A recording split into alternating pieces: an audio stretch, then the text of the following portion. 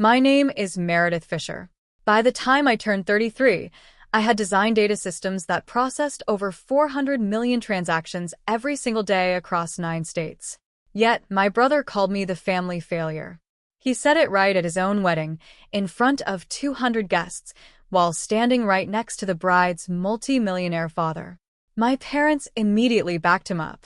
In fact, my mother chimed in with her favorite line, the one she'd been polishing for years.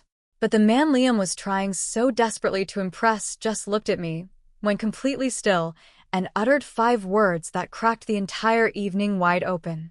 What happened after that, what it cost Liam, what it cost my parents, and what it finally gave me permission to stop caring, none of them ever saw coming. Honestly, I barely did either.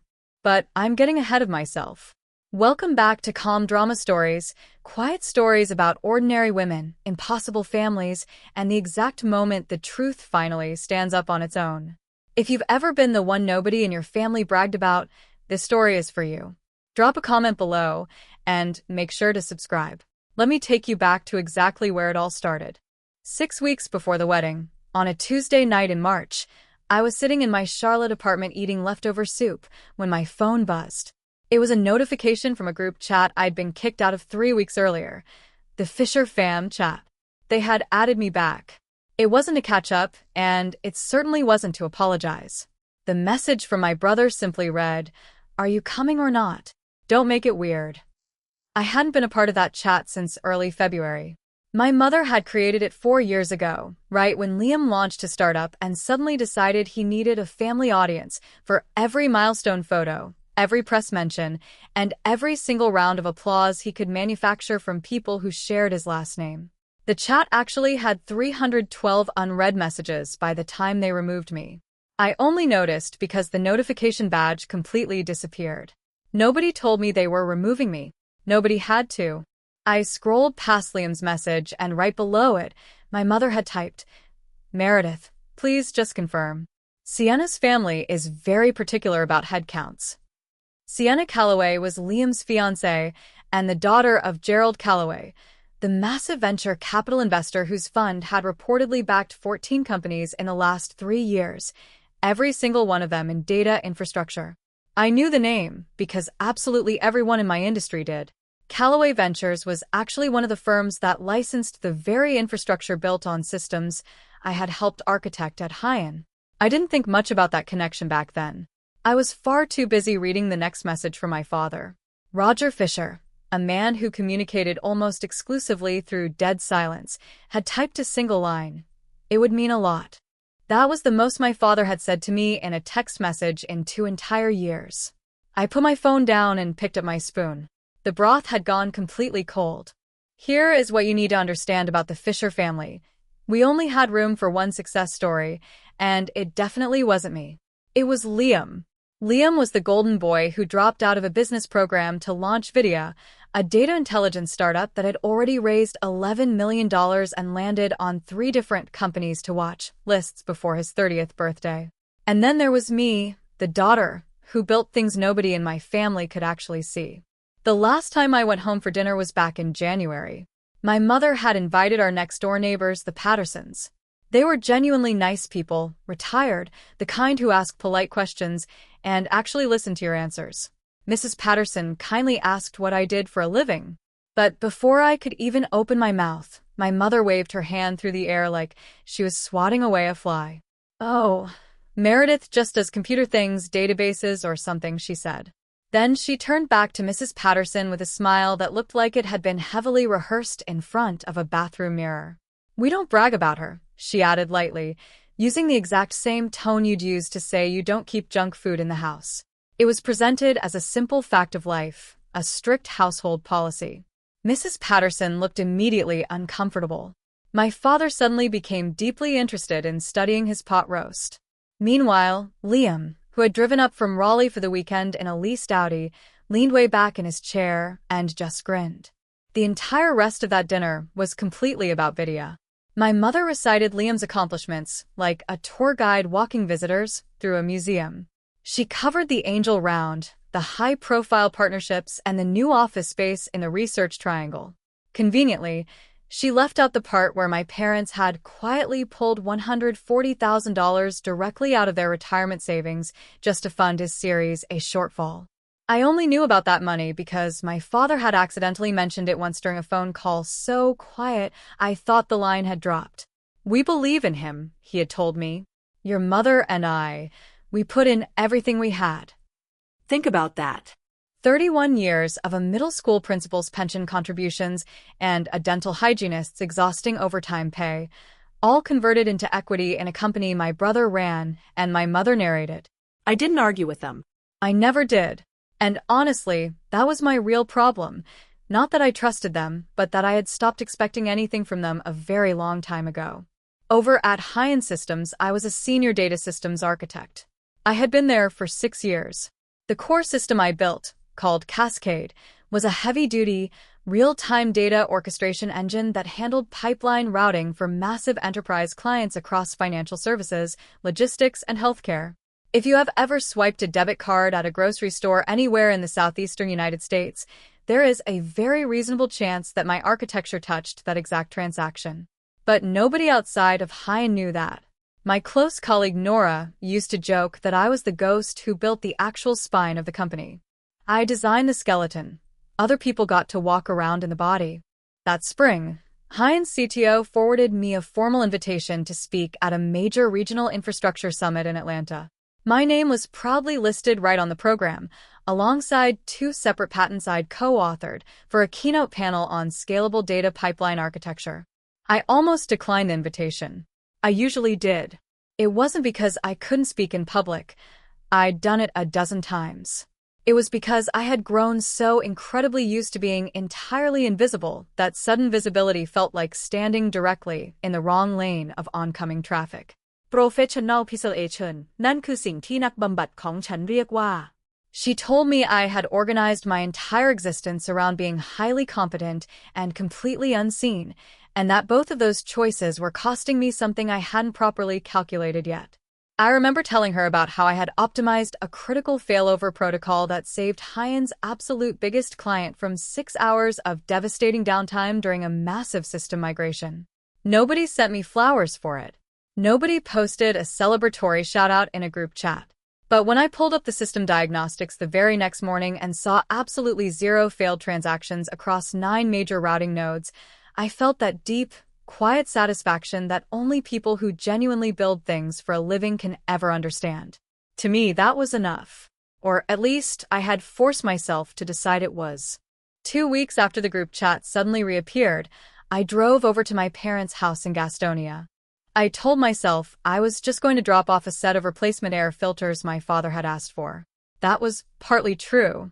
But mostly, I went because something deep inside my father's rare, 6-word text message had pulled at the lingering part of me that desperately wanted to believe the word family still meant something in that house. The living room hadn't changed a bit.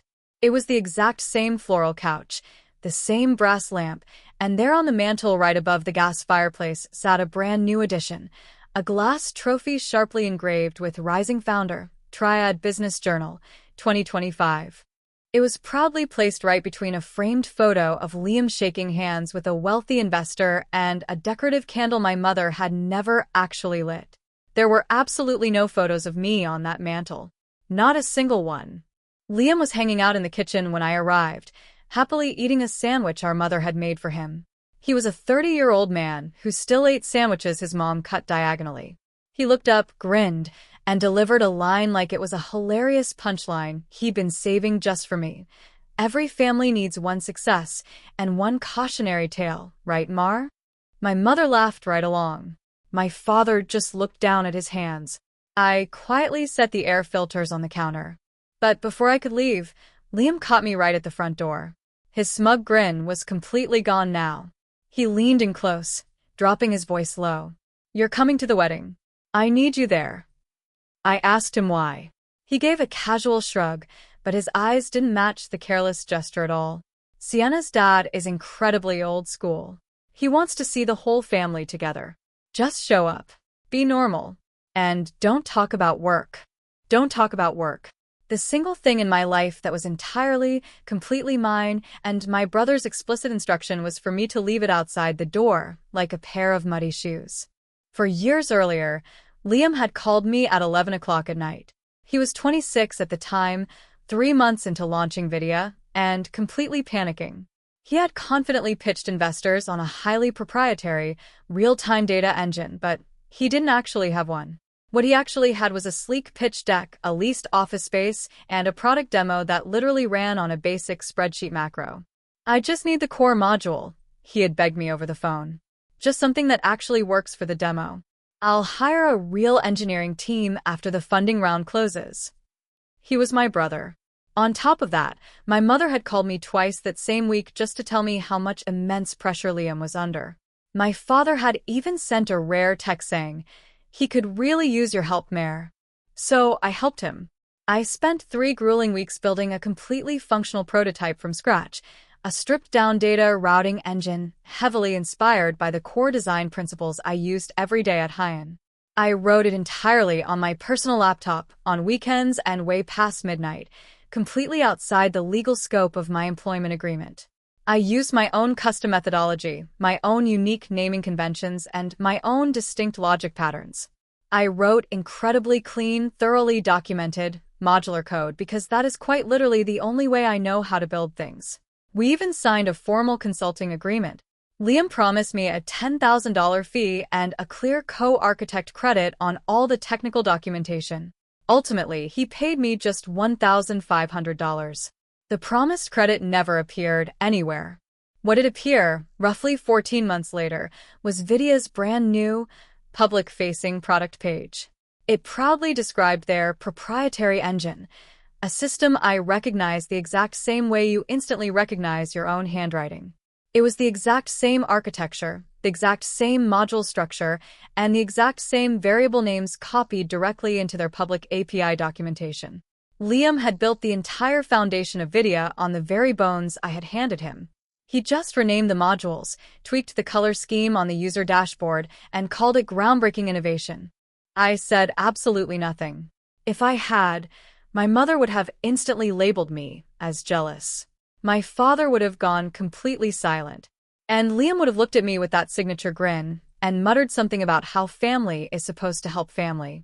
So I simply closed the browser tab, filed our signed consulting agreement away into a bright blue folder, and went right back to building real things that actually worked. That blue folder lived in the absolute bottom drawer of my desk at home, buried under a heavy stack of old tax returns and a user manual for a tech router I didn't even own anymore. It was a standard manila folder that I had completely covered in blue packing tape 3 years ago because the original paper flap had torn and I didn't want the contents falling out. Inside was a printed copy of the consulting agreement, bearing Liam's signature and mine, dated 4 years back. It held a PDF printout of the original development commit log, showing 47 distinct commits over 21 days, every single one authored by M. Fisher.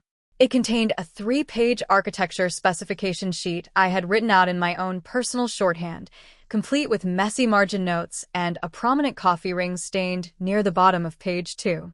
Finally, it held a single printed email from Liam, sent at 2 a.m. The subject line read, "Can you just make the demo work? I'll handle the rest." That desperate email was the last completely honest thing my brother ever wrote to me regarding Vidya. I didn't keep that folder around as a weapon, and I didn't keep it to build some grand legal case against him. I kept it simply because I always keep records of my own work. I always have.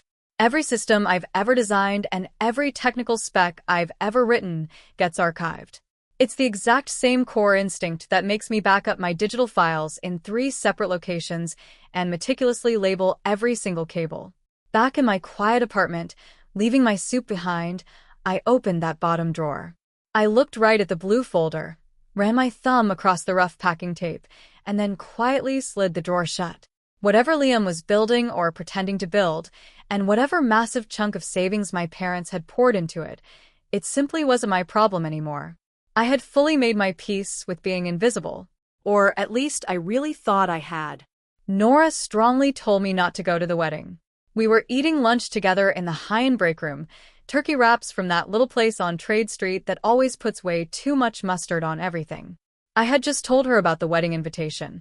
She immediately set her wrap down and looked across at me with the exact expression she uses when a junior engineer is about to push broken code directly into production. "Why on earth would you go?" she asked bluntly. "They treat you like a piece of furniture." I couldn't even argue with her. But something fundamental had been shifting inside me since January. Maybe it was the therapy. Maybe it was the prestigious summit invitation still sitting completely unanswered in my email inbox. Or maybe it was just the plain, cold arithmetic of turning 33 and suddenly realizing I had spent an entire decade purposely making myself smaller just so the people around me wouldn't have to feel short. "I'm not going to perform small just so everyone else can feel tall," I told her. Nora raised her eyebrows in surprise. "That sounds like a bumper sticker," she remarked. "It's also completely true," I replied. I called my mother that very afternoon to officially confirm I'd be attending. She sounded incredibly relieved, not for my sake, of course, but purely for the head count. "Good," she said. "Sienna's family is exceptionally organized. Don't bring a +1. Don't wear anything that draws attention to yourself. And maybe just don't mention Hyan at all. Liam gets incredibly sensitive when people compare." Compare. As if my actual engineering career and his startup existed on the exact same axis. As if building real, massive infrastructure and putting together a glossy pitch deck were just two different versions of the exact same sport. I hung up the phone and sat at my desk for a long time, just staring blankly at the blinking cursor on a complex config file I had been editing. I almost didn't go. If you've ever successfully talked yourself into shrinking your own presence just to keep the peace, you already know that exact heavy feeling in your chest. But stay with me, because the exact moment I walked into that grand ballroom, everything I had been forced to swallow for years finally found a place to land. Make sure to hit subscribe so you don't miss how everything turned around. 3 weeks before the big wedding, video was suddenly absolutely everywhere. Liam managed to land a major feature story in a prominent regional tech publication titled The Quiet Disruptor, how one founder built a data engine that could change the game. I ended up reading it on my phone right in the middle of a code review. The article glowingly described NVIDIA's proprietary real-time data intelligence engine as a massive paradigm shift in pipeline orchestration. The highly technical descriptions they quoted directly from Liam were almost word-for-word copies of the architecture spec I had written out 4 years earlier. Not just the general spirit of the text, the actual, exact sentences. The article also prominently mentioned that NVIDIA was currently in advanced discussions with Callaway Ventures for a highly significant series of funding round. Gerald Callaway's fund. The exact same Callaway whose massive portfolio companies already relied heavily on Hyan's Cascade infrastructure, the exact system I had personally designed. The absolute irony of the situation wasn't lost on me. It just didn't feel like irony quite yet. At the time, it felt exactly like watching someone wear your favorite coat in a photograph while loudly telling everyone they bought it in Milan.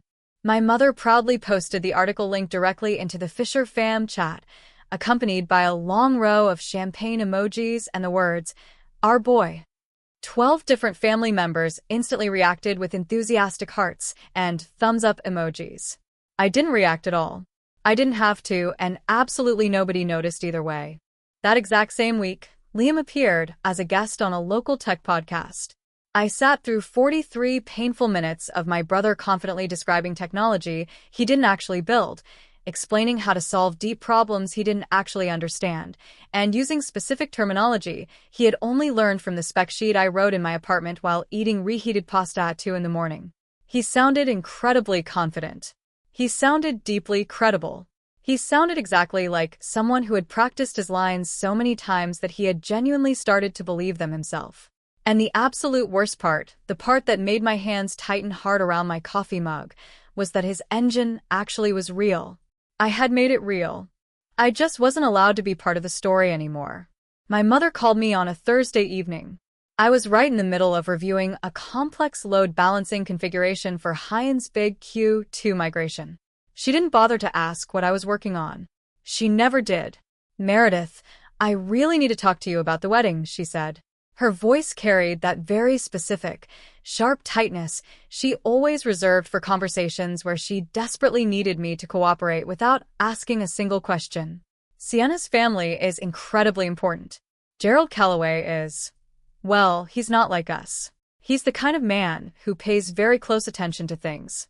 So, when you're there, I need you to be fully supportive.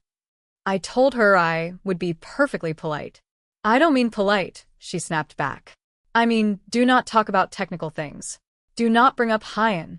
Don't say a single thing that makes Liam feel like you're trying to compete with him. She paused for a moment. For once, just let your brother have his moment. For once. As if I had ever once tried to take a single moment away from him. I desperately wanted to ask her when exactly she thought I had ever competed with Liam for anything. I wanted to ask her why on earth she had pulled $140,000 completely out of her retirement just to fund a tech company she couldn't even describe in a single accurate sentence. I wanted to ask her what it cost her inside every single time she waved her hand dismissively and told people she didn't brag about me. But I didn't say any of it because deep down I already knew the exact answer. My mother had grown up in a family where absolutely nobody ever made it. Her father drove a local delivery truck. Her mother cleaned office buildings. Nobody went to college, and nobody built anything of note.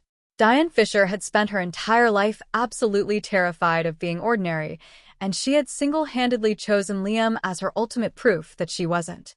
If she were to ever admit that I was the one who had actually built something real, she would have to face the fact that she'd been investing everything into the wrong person for 30 years. That was a psychological debt she simply couldn't afford to acknowledge. So, she covered it up using the only currency she had left, my absolute silence. 10 days before the wedding, the Fisher fam chat lit up intensely once again. This time, it wasn't about wedding logistics. It was Liam, typing incredibly fast, asking if I could take a quick look at some technical documentation before a big meeting. He didn't mention what the meeting was for, and he didn't say who it was with. He just wrote, "It's just a review, like an hour max, family." I recognized the familiar pattern instantly. It was the exact same cadence from 4 years ago. The exact same, just a quick thing, that had previously turned into 3 weeks of me building his entire company's spine. I scrolled back up through the recent chat history. They had completely kept me out of all the planning messages, the venue photos, and the seating charts, none of which I was ever consulted on. And there, buried right between a caterer's menu link and a note from Sienna about floral arrangements, was a direct message from Liam to my mother. Don't worry, she won't understand what's happening anyway. She just builds back-end stuff. She just builds back-end stuff. The very code that successfully ran his entire company was back-end stuff. I calmly typed out a reply to his urgent review request. Send me the documents. He immediately sent over a 6-page technical summary of Vidia's infrastructure, the exact same summary I assumed that was being handed over to Calloway Ventures. It took me just 14 minutes to read through it. He had gotten the general architecture overview mostly correct, simply because he was describing my actual work. But the scalability projections were completely fabricated. The throughput numbers were wildly inflated by a factor of 3. And the entire section boldly labeled Proprietary Innovation described a load distribution algorithm that I had personally published in a formal Hyan white paper 2 years prior. Liam hadn't just borrowed my code. He had built an entire grand narrative around it. A narrative where he was the sole genius and the engine was his magnificent invention. And now, he explicitly needed me to proofread the lie before he handed it directly to his fiancé's wealthy father. I closed the document. I did not reply. The major connection I should have made much earlier finally arrived on a Monday morning during a routine stand-up meeting at Hyan. Our VP of Client Relations casually mentioned that Calloway Ventures had recently renewed their massive enterprise license for Cascade. They're one of our longest-running infrastructure clients, she explained to the room. Gerald Calloway apparently reviewed the architecture documentation himself when they first signed. He told our sales team it was some of the cleanest system design he'd seen in 20 years. She looked right over at me. That was your work, Meredith. I simply nodded, took a sip of my coffee, and said absolutely nothing. But a small, Cold wire suddenly connected two major points in my head that I had been keeping completely separate. Gerald Calloway knew Cascade intimately. Gerald Calloway was about to heavily invest in Vidya. Vidya's engine was essentially Cascade's younger sister, built with the exact same bones, the exact same logic, and the exact same handwriting. If Calloway's technical team ran any kind of serious, deep technical due diligence on Vidya, they would instantly find code patterns, naming conventions, and structural choices that perfectly matched Cascade's architecture at a foundational level. And if they looked closely at the true authorship of those specific modules, they would find the name M. Fisher. My name. I sat with that intense knowledge the exact same way you sit with a dull headache when you're not quite ready to take medication for it, fully aware of it, incredibly uncomfortable, but actively choosing not to act. It wasn't my personal job to police my brother's company. It wasn't my responsibility to call up his wealthy investors and warn them that the engine they were evaluating was built by someone who was never credited, never paid, and never mentioned in a single one of Vidya's official filings. The absolute truth was just sitting quietly in my bottom drawer inside a taped-up blue folder, waiting for nobody. If it truly mattered, it would surface on its own through the proper channels. If it didn't, I would simply go on building things that worked and letting other people take the credit. I had certainly done it before. 2 weeks before the wedding, the heavy pressure from my family shifted completely from passive to aggressive. Liam texted me directly, not in the group chat, and not through my mother, but via a sharp private message at 9 o'clock at night. Be there by 4 o'clock. Sit exactly where they tell you to. Don't be late, and do not overdress. Sienna's family notices absolutely everything. I read the text twice. My brother was actively managing me like an inconvenient variable in a system he didn't even understand. I almost laughed out loud. Then my father called. It was only the second time he had called me voluntarily in over a year. His voice sounded incredibly careful, the exact way it always got when he was trying to say something deeply important without actually uttering the words. Meredith, your mother and we've got a lot riding on this. The wedding, the business, all of it. He paused for a heavy moment. I just really need this to work out for him. We put everything in. Everything. He meant the $140,000. He meant their entire retirement account, which now fully depended on Liam's startup being worth exactly what Liam claimed it was worth. He meant the massive bet he and my mother had placed on their chosen golden child, a bet they couldn't possibly unwind without admitting they had been completely wrong about everything for over a decade. I suddenly felt something I hadn't expected at all. It wasn't anger, and it wasn't resentment. It was a dull, incredibly heavy sadness, like holding onto a box that was far too full to ever close properly. My parents were genuinely scared. They were 60 and 62 years old, and they had traded their entire life security for a company built completely on borrowed architecture and wildly inflated numbers. They didn't know that, though. They couldn't possibly know it because the only person on Earth who truly understood what Vidya actually was, what it was built on, where its code came from, and what its real capabilities were, was the exact daughter they openly refused to brag about. The official message arrived on a Wednesday morning. It came directly through LinkedIn. A connection request followed immediately by a private note from someone named Devin Pratt, senior technical analyst at Calloway Ventures. The note was highly professional, entirely neutral, and incredibly specific. Ms. Fisher, our firm is currently conducting a thorough technical assessment of a portfolio candidate in the data infrastructure space. During our code review, we identified distinct architectural patterns and module structures that closely align with published documentation attributed to your personal work on Cascade at High-End Systems.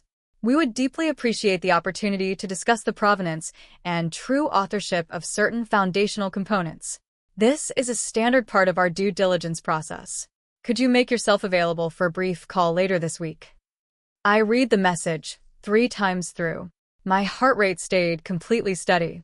Years of calmly reading critical system diagnostics under immense pressure had given me that skill. But my hands began moving before my thoughts could even catch up. I opened my bottom desk drawer, pulled out the blue folder, laid it completely flat on my desk, and opened it up for the first time in over a year. The consulting agreement was right there, featuring Liam's slanted, hurried signature and my own neat handwriting, dated 4 years back. The commit log was there, 47 clear entries over 21 days, every single one explicitly authored by M. Fisher. The original architecture specifications spanned 3 pages, covered in my shorthand notes in the margins, with the dark coffee ring still stained near the bottom of page 2. And finally, Liam's desperate email. "Can you just make the demo work? I'll handle the rest." Everything was entirely there. It had always been there.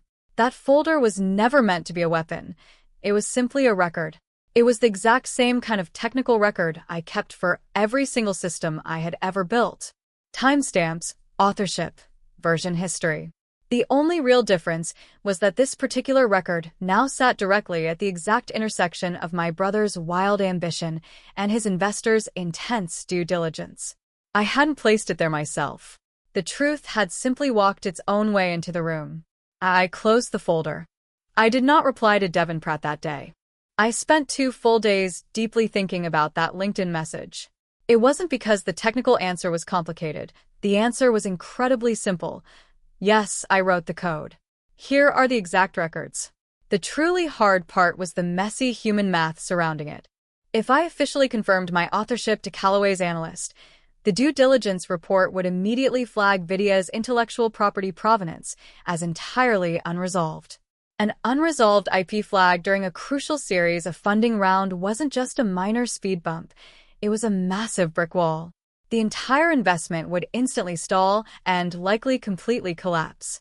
Liam's company, the one my parents had staked their entire retirement on, the one my mother proudly recited like scripture, the one my brother had built his entire identity around, would face the exact kind of deep scrutiny that fake it till you make it simply cannot survive. And everyone would completely blame me. My mother would loudly claim I did it out of pure jealousy. My father would retreat into a heavy silence that always felt infinitely worse than shouting. Liam would tell anyone who would listen that his bitter sister had actively sabotaged him because she couldn't handle his massive success.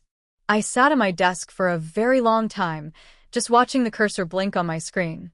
Then, I opened up a basic text editor and typed out a single sentence that I didn't send to anyone. It was just for me. I will not lie about my own work. That was the absolute whole of it. I wasn't going to call up Callaway Ventures and volunteer an unprompted confession. I wasn't going to march directly into Liam's office holding the blue folder to demand credit. But if a professional from the investors team asked me a direct, explicit question about code that I had personally written, I was going to tell the absolute truth. I was not going to lie about my own work, not for Liam, not for my mother, and certainly not for a family that had spent an entire decade pretending I didn't even exist. I replied back to Devin Pratt. I told him I was fully available on Thursday. The rehearsal dinner was held at a beautiful vineyard located about 40 minutes outside of Charlotte. It featured crisp white tablecloths and elegant string lights. Sienna had even hired a professional calligrapher for the place cards. I eventually found mine at a table situated right near the kitchen door, wedged awkwardly between a second cousin I'd only met once and a college friend of Sienna's who spent the entire evening staring at her phone. Liam and Sienna sat proudly at the head table alongside Gerald and Sienna's mother, Patricia. My parents sat just one table over, close enough to orbit the glory, but far enough to earn their place. When formal introductions began moving around the room, Liam stood up and effortlessly worked the crowd with the absolute ease of someone who had practiced charm the exact way I practiced code reviews, through constant repetition, iteration, and polish. He introduced his parents with deep warmth. He introduced Sienna's family with immense reverence. But when his eyes got to me, he paused. "And this is my sister, Meredith. She works with computers." A polite, quiet ripple of smiles murmured through the room, except for one man sitting at a corner table. He had gray hair, wore wire-rimmed glasses, and had a name tag I couldn't quite read from my distant seat. He tilted his head slightly the moment he heard my name. It wasn't an overt reaction, exactly. It looked much more like recognition catching onto a sudden snag. The rehearsal dinner moved right along. Various toasts were proudly given. At one point, Liam told a grand story about how Vidya almost didn't launch on time, but claimed he had coded straight through the night to make it happen. I quietly ate my salmon. I did not correct him. After dinner concluded, as guests began drifting out toward the parking lot, the man with the wire-rimmed glasses passed right by my table. He stopped. Meredith Fisher? I simply nodded. I think I saw your name listed on a pipeline architecture panel over in Atlanta. Scalable orchestration, correct? I nodded once again. He gave a small, knowing smile and quietly walked away. I never actually got his name, but someone in that very room had recognized mine, and for a reason that had absolutely nothing to do with Liam. On the drive home from the rehearsal, I finally put all the pieces together. It didn't happen all at once, but rather like individual tiles clicking perfectly into a mosaic I'd been assembling without even realizing I was building anything. Liam hadn't invited me to this wedding because he genuinely wanted his sister there. He invited me because he absolutely needed Gerald Calloway to see a complete, picture-perfect family. A normal family. A family that showed up, smiled on cue, and didn't say a single inconvenient thing. But even more than that, he explicitly needed me to be small. Visibly, publicly, and undeniably small. Because if the name Meredith Fisher ever happened to come up in conversation with Gerald Calloway's technical team, Liam desperately needed the room's memory of me to be nothing more than a quiet woman sitting at a back table who works with computers. A nobody. A minor family footnote. A conscionaritare. If I was already clearly labeled, if everyone had already seen me easily dismissed, diminished, and introduced as a mere afterthought, then anything I might say later on about Vidya's core code would just sound like bitter resentment. It would sound like jealousy, like a failure desperately trying to drag down a massive success. That was his entire strategy. It might not have even been fully conscious. Liam wasn't a long-term planner, but he possessed the raw instincts of someone who had survived his whole life by tightly controlling the narrative.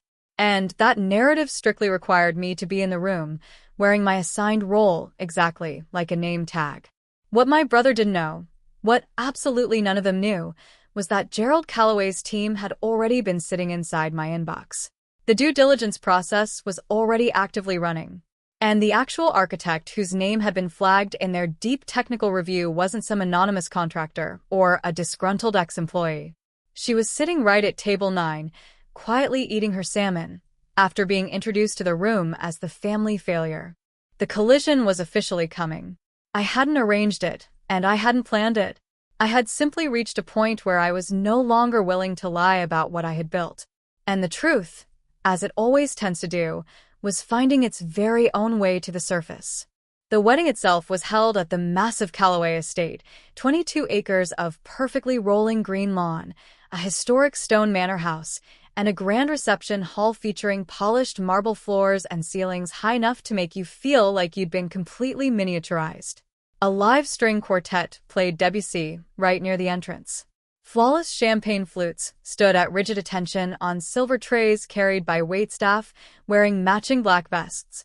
Absolutely everything about the setting loudly announced wealth that had been around long enough to completely stop announcing itself. I arrived precisely at 4 o'clock, wearing a simple navy dress I'd originally bought 2 years ago for a professional tech conference I'd ended up skipping.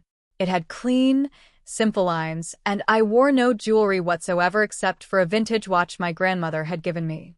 My mother would have strongly preferred I wear something that faded even further into the background, but I chose this dress because it was mine, I liked it, and I was entirely done dressing purely for her comfort.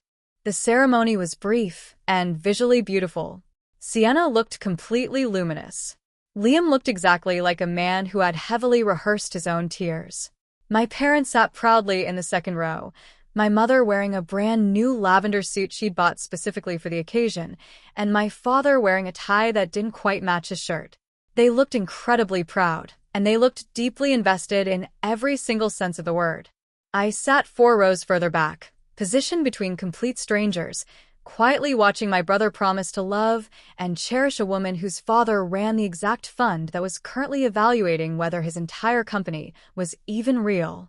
I really want you to picture this image: the polished marble floors, the elegant string quartet, and me, the exact one they explicitly told to keep quiet.